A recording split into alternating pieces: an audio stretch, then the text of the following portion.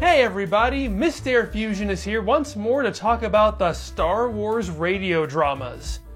You might remember that I talked about the adaptation of the first movie about this time 2 years ago, and it did so incredibly well, I simply had to continue.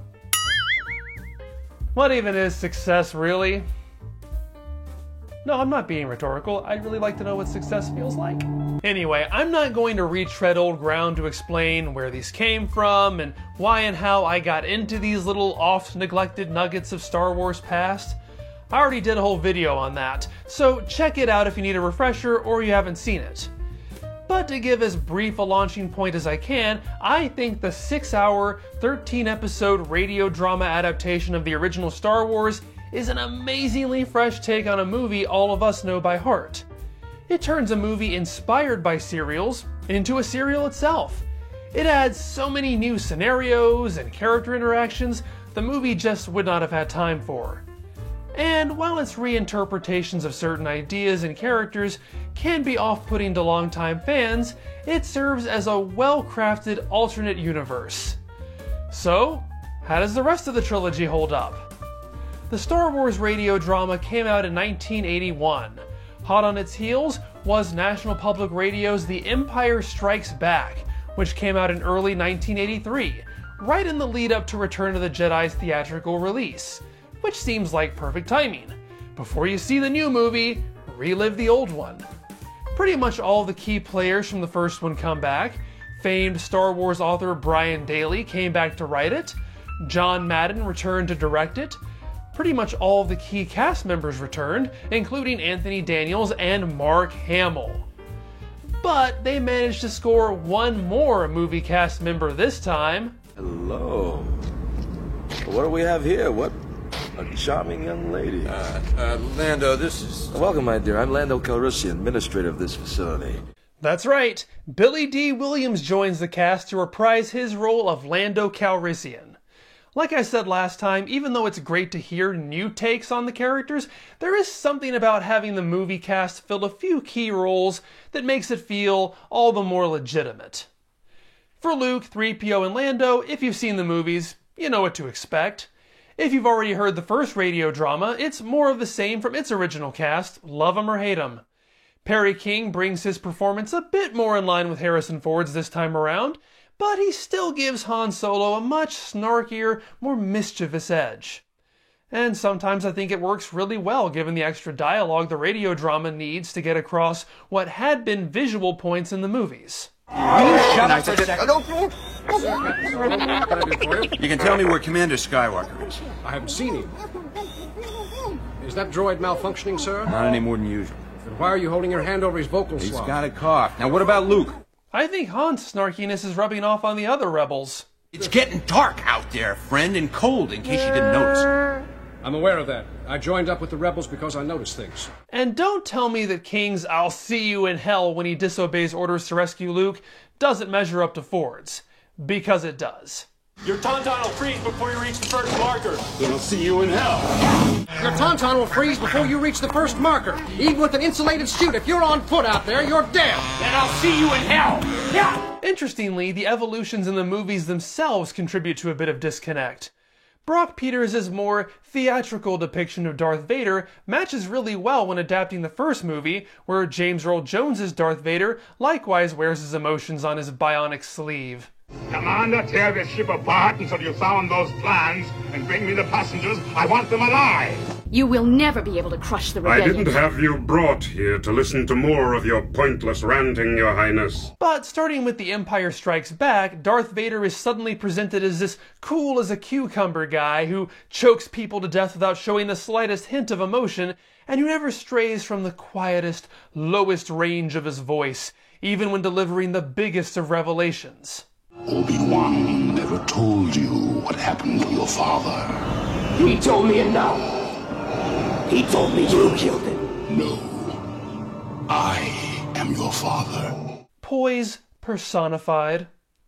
So if you're used to that, and a lot of us are, it can seem kind of jarring to get this instead. Obi-Wan never told you what happened to your father. He told me enough. He told me you killed my father. No, Luke. am your father. But that's why I find it such a fun alternate universe. It's fascinating to see them take the character in divergent directions. Snippets can't do it justice. It's easier to accept when you get the whole performance.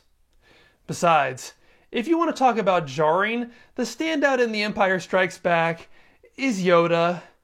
And that really shouldn't come as a surprise. Frank Oz's Yoda is one of the most distinctive voices in all of Star Wars. If you're not just straight up mimicking him, it's going to sound wrong. Ironically though, that's just what John Lithgow was doing. And yeah, that John Lithgow. No matter what your opinion is going to be of this performance, you have to admit it's pretty cool they got John Lithgow for this. And that's because he really wanted it. He was in a play at the time that was being directed by John Madden, the director of this, and he complained that he couldn't find a Yoda. John Lithgow immediately went into his Yoda voice, and Madden hired him on the spot. I heard him say in an interview that around the same time, his first son was young and Lithgow had taken to imitating some of the kids' favorite Frank Oz characters, like Grover. And I have to say, I think Lithgow's Yoda is a fantastic Grover. No more questions! Perch on your big foot, I will! Into the marshes, your fighter! Sinking! Have you no ears? Personally, I think Yoda in the prequels is a bit too prim and self-serious. He comes across like a nagging nanny without the slightest bit of charm. Lithgow's Yoda is the opposite. He is fantastic for the silly scenes, and he sells really well the idea of Yoda as a wise, impish figure who has lessons to impart, but in a playful way. Who's at my window? Oh, R2-D2, little droid. Inside would I invite you, but bend down you cannot. However, I think he struggles with some of the serious scenes, which can tank moments that are supposed to have gravitas. Never his mind on where he was. What he was doing. Never his mind on where he was. What was he doing? What were you doing, eh, boy? Huh? Okay, alright, take it down a notch. We have to be able to take this character at least somewhat seriously. To his credit, though, he brings so much joy and energy to this part that I can't help but smile when I hear him. And as different as it is, I think he knocks it out of the park when it comes to the raising of Luke's X-Wing. I don't believe it. That is why you fail. Said I not? The land and the ship. It is here. I don't believe it.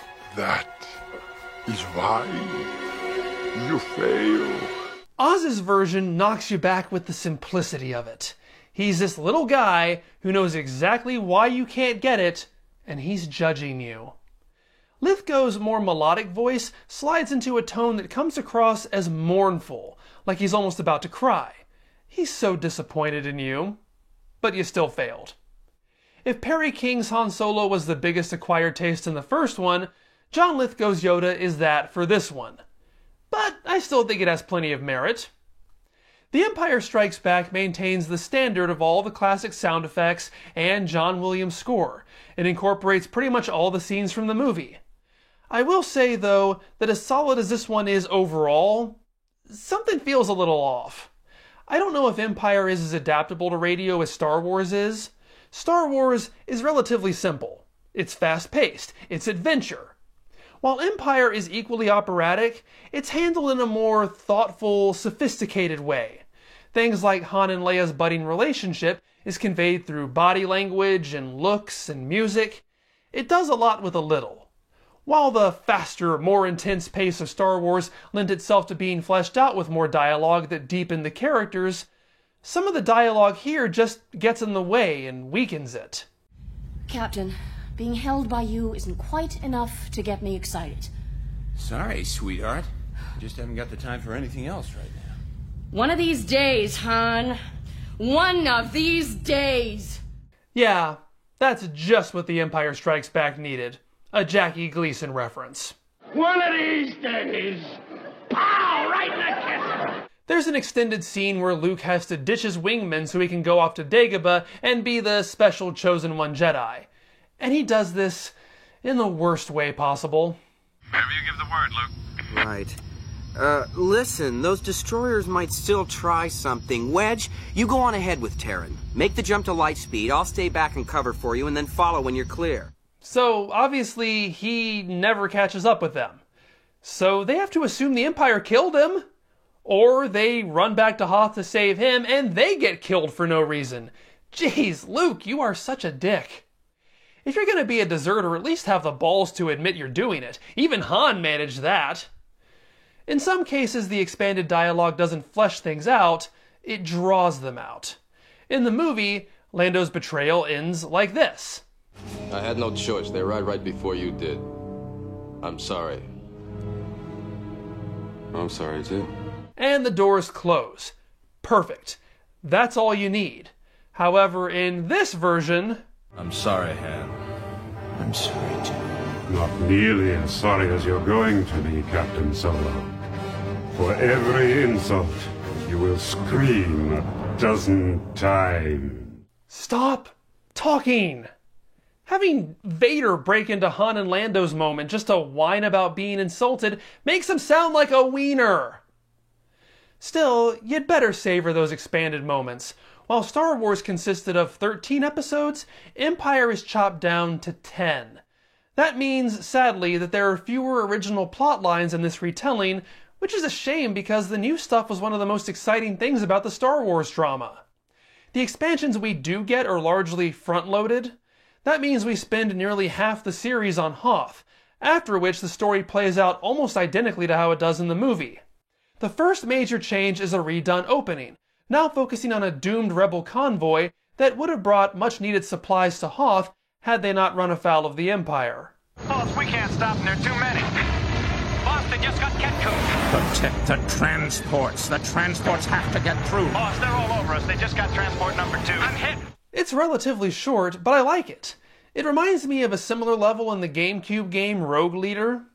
As the rebel commander Narek and his renegade squadron die in that attack, this serves as a prelude to Luke and Rogue Squadron taking over that role. What's wrong?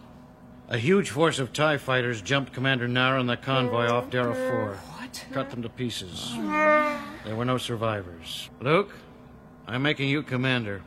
What? Well, the boss was a great man, a great pilot. It's a rotten way to step into somebody's shoes, Luke, I know. I like that. It fleshes out the world in a good way. The next and last big addition is getting to spend time with Luke and Han as they wait out the cold night after Han saves Luke's life. You're gonna make it, you hear? What happened to your face? The Wampa. Ice creature jumped me on the ridge and killed my Tauntaun. I hope you killed it right then. Well, that seemed like the right thing to do at the time. It smells so bad in here. You spent a little time inside my Tauntaun while I was having a house racing party. Well, I guess you can cancel all my social engagements for the evening. I greatly appreciate this. Most of Luke and Han's time together in the trilogy is in the first movie. They barely have anything to do with each other in Empire. I certainly think splitting up the characters for this movie is the right idea, but given that Darth Vader's plan to lure Luke to Cloud City is based on torturing Luke's close friend Han Solo, I think they really needed some scenes together in this story. Still though, with the close, intimate space and the heavy breathing, it does start to sound a bit like pillow talk after a particularly romantic evening. So what's your excuse this time, huh? For what? Coming out after me. I guess you can't claim it was the money this time. Well, I'll figure something out. I'll figure something out. I'll figure something out. They also really stretch out Luke and Leia's kiss. Since this came out right before the Return of the Jedi film, they probably weren't privy to George Lucas's new plans for the characters. The reason I came down here was to welcome Luke back. With a kiss. Hold still, Commander Skywalker. What? But I... How interesting. Welcome back, Luke. Yeah. Get it, you horny siblings. You know, this could make getting injured very popular. So that's the Empire Strikes Back radio drama. I don't want it to come across like I think this is bad. In terms of the production quality, it's on par with the original. It's a solid enough adaptation with a few hiccups. It's only disappointing compared to the high bar the Star Wars radio drama set.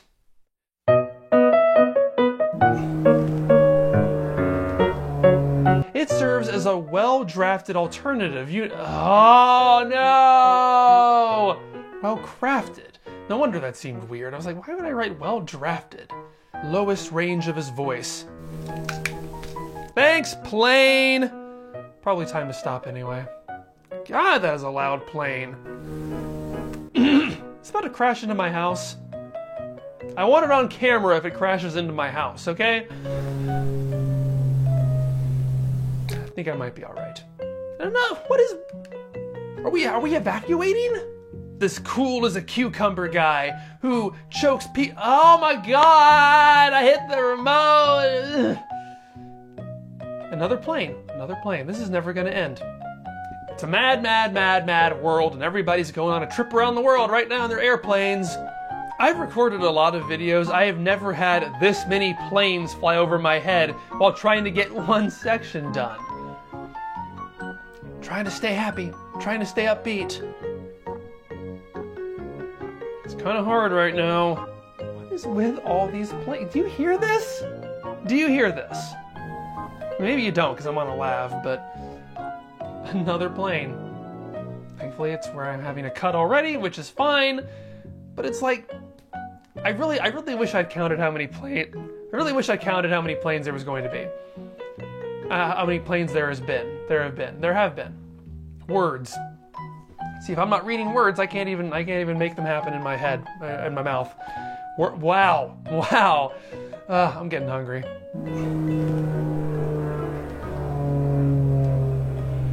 I hate everyone and everything today. I hate it. That brings us to Return of the Jedi, which right off the bat seems a little different. Star Wars was released in 1981, and The Empire Strikes Back came out in 1983, both right in the middle of the hype of the movies. Return of the Jedi came out at the end of 1996, a few months before the release of the special editions, and just over 2 years before the first installment of the prequel trilogy. One of these things is not like the other. It's the odd one out in several key ways. It was produced by Highbridge Audio, the company that released the radio dramas on cassette and CD. And I get the lack of a Jedi drama in the 80s. After the movie trilogy ended, Star Wars kind of died out for the rest of the decade. There wouldn't have really been a demand for it. So, yeah, these just went away. But come the mid-90s, we were in the middle of the Star Wars Renaissance. It was big again. People were scooping up Star Wars products like crazy. I can't imagine that it was very good for business to have to say, hey, come buy the Star Wars trilogy radio dramas that aren't complete. 2 out of 3 ain't bad.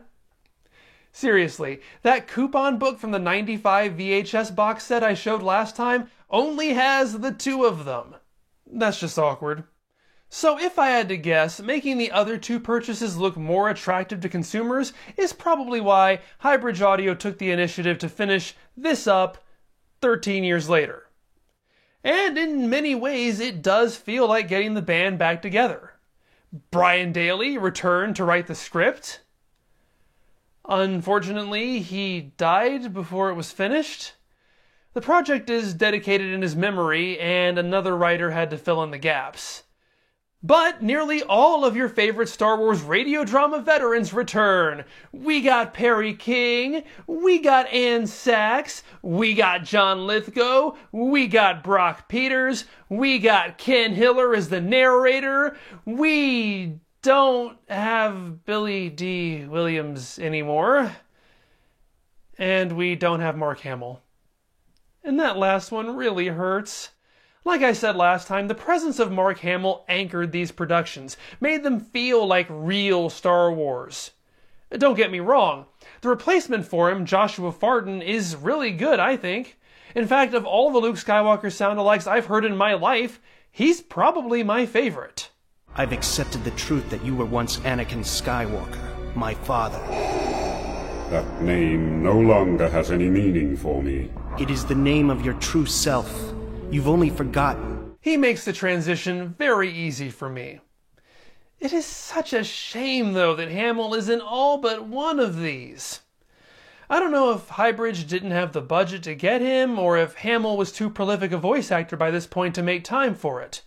After all, he was raking in those hot Joker bucks by the mid-90s. Because of that, Anthony Daniels is the only movie cast member to reprise his role for Return of the Jedi. That means Anthony Daniels gets top billing for this entire production. I bet he went as nuts as Daffy Duck over a pile of gold.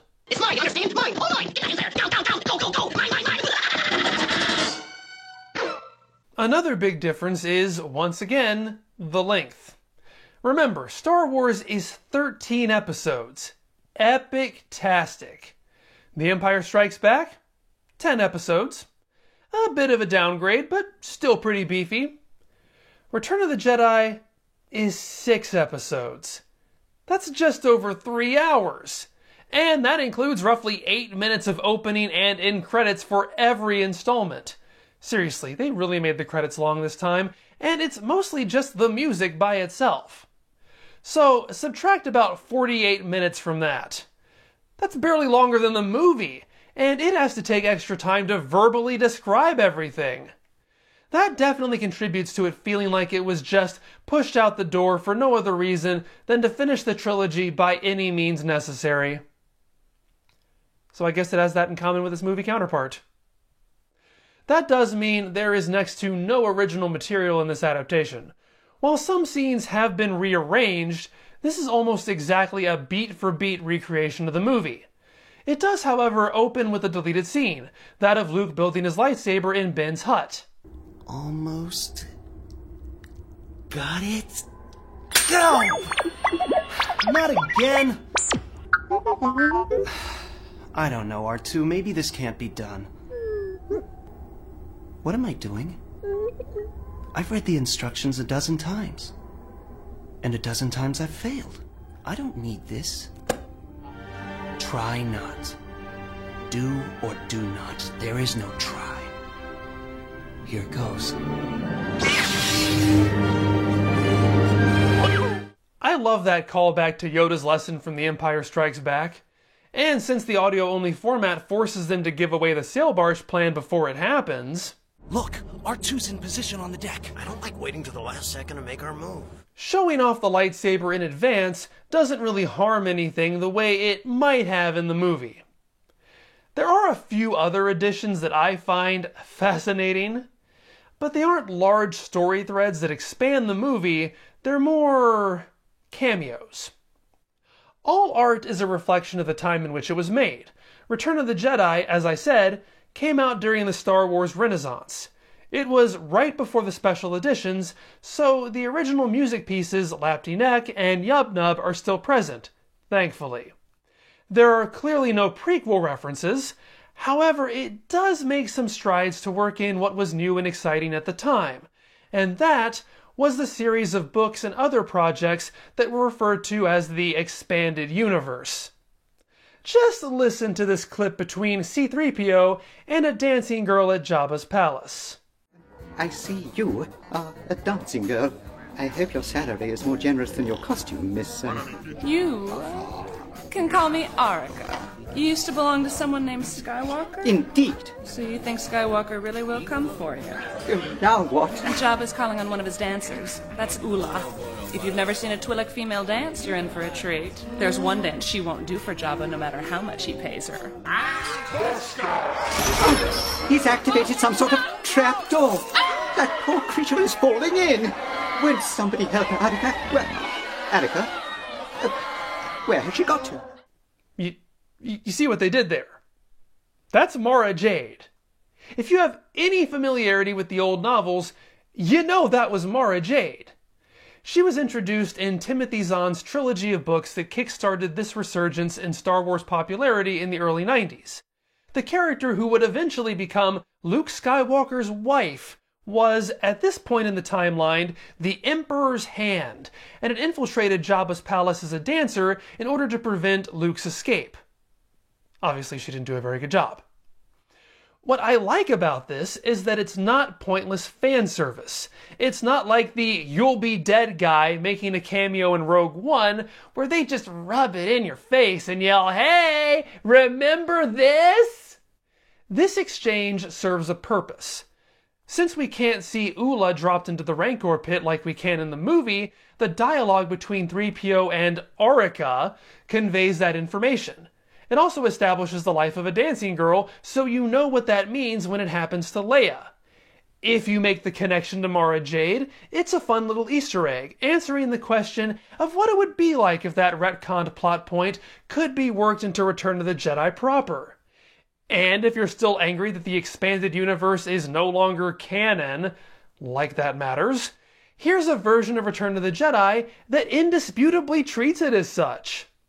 If you don't get the reference, though, it doesn't draw any attention to itself and distract from the actual story being told. I love that. There is another reference a bit later after a rescued Han gets back aboard the Falcon. Gotta hand it to you, Luke. Right past an Imperial blockade without firing a shot. The Force was with us, Han. I'll see you all back at the fleet rendezvous. Clear skies, Luke. And don't be late. And hey, how about that? It's a version of Return of the Jedi where Han, Leia, and 3PO actually get a scene aboard the Millennium Falcon. Han and Lando have a bit of a chat regarding the time Han has been away from his ship. Bewitching, isn't she? Hey! Don't push your luck, Lando. What's got up your afterburner? I'm talking about the Falcon. Put a lot of sweat and money into her while you were in cold storage.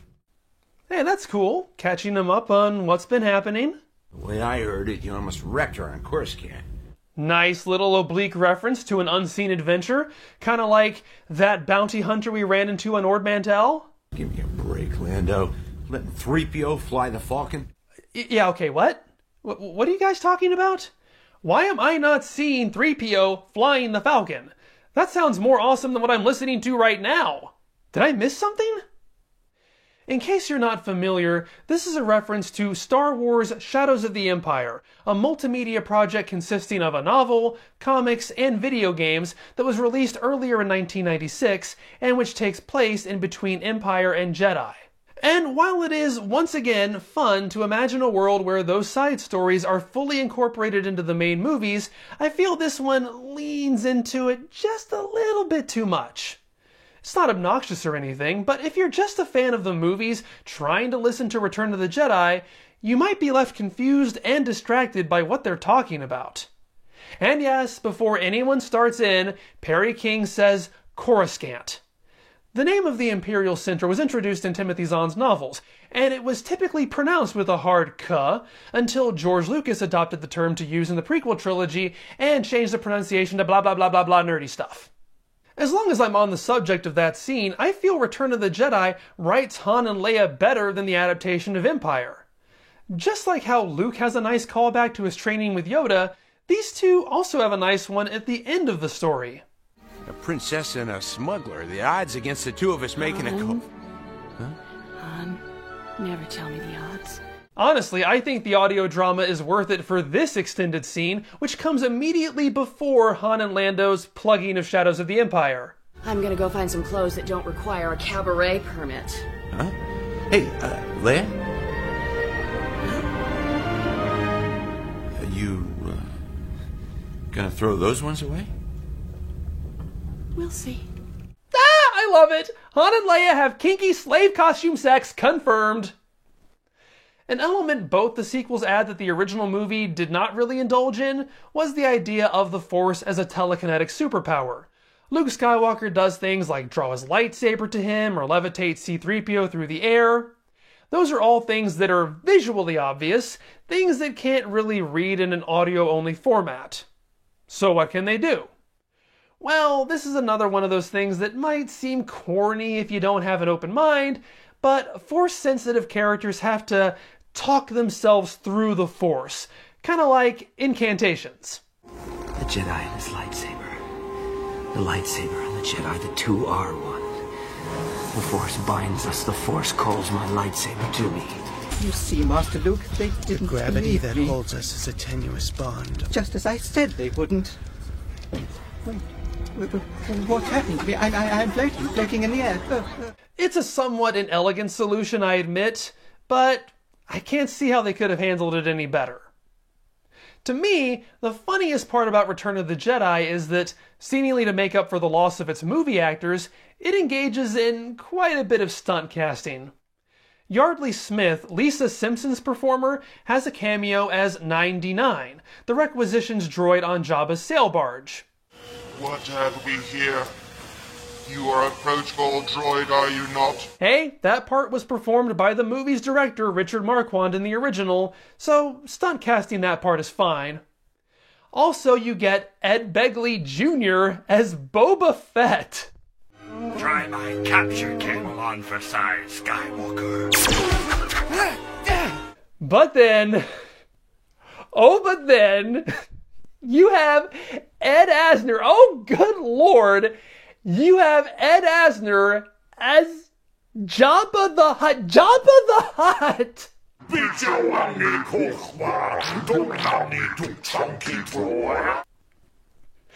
Why did you cast anybody as Jabba the Hutt?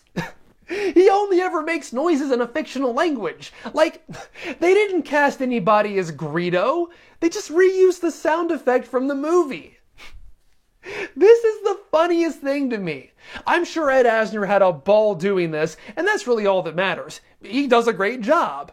But you would never in a million years know this was him. Oh, wait a minute. Yes, you would, because they pimp the ever-loving crap out of him.